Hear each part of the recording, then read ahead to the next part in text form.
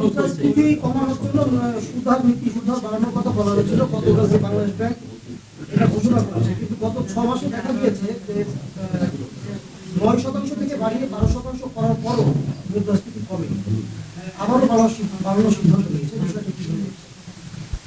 এখন দেখুন, বিশ্ব পরিস্থিতিটা আপনাকে প্রথম মাথায় রাখতে হবে। ইউরোপে দেখা গেল এক পর্যায়ে তাদের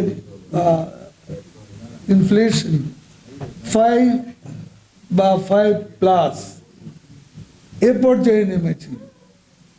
এখন কিন্তু গোটা ইউরোপে মুদ্রাস্ফীতি হচ্ছে 10+,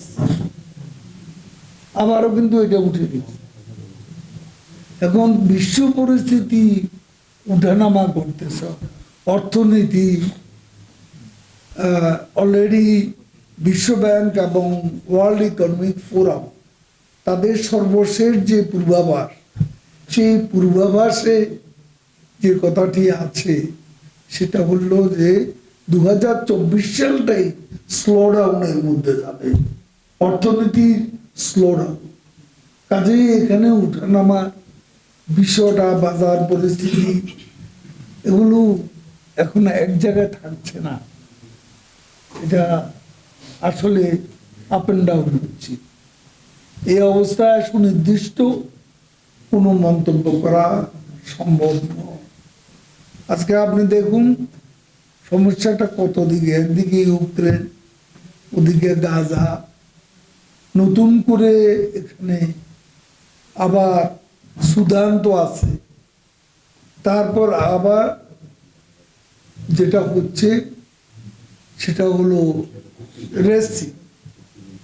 রেডসিতে হুতরা, যেটাকে হুতি বিদ্রোহীরা, তারা সেখানে আমেরিকান বা ইসরায়েলি লিগ কোনো জাহাজ পেলেই তারা আক্রমণ করবে, এটাই তাদের সিদ্ধান্ত।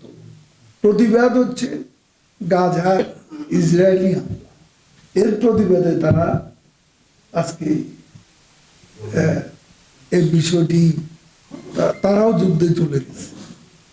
এখন যুদ্ধটা ক্রমেই আরো বিস্তৃত হচ্ছে।